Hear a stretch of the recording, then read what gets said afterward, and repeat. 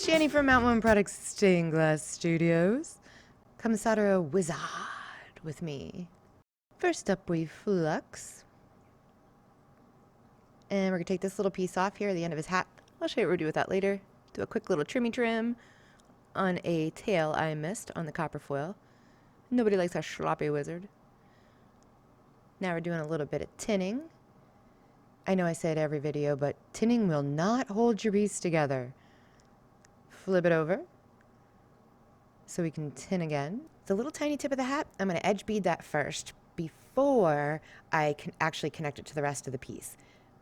I'm marking it using a Sharpie is easier, but I didn't do that, so I'm marking it. See that little spot right there? Right there, that little triangle? It's so hard to get your soldering iron in there. So edge bead first, leaving a gap where it would meet the brim so it'll still fit nicely, and then attach it.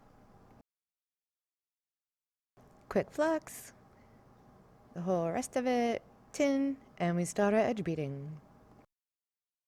Going around the whole thing, on the bottom, we touch her up. And ta-da! Edge beading done, magic. Now, we gotta put the jump ring on. Lots of flux, hold, and fa-pa. Now we lightly flux again, and now we're going to actually solder.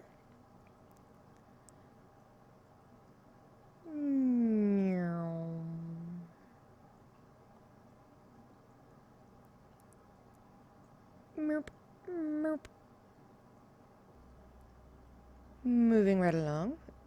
Guess who forgot to edge bead the inside of the hat? Don't worry, we're going to do it now. Yum, yum, yum, yum, yum.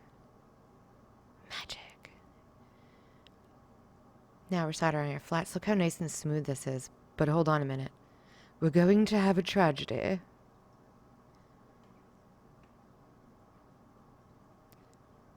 Wait for it. Wait for it. Oh no! That's what happens when you have too much flux. Don't worry. Fling off that a little extra and remelt. No one will ever know. Now we flip it over and do it again and again and again and again.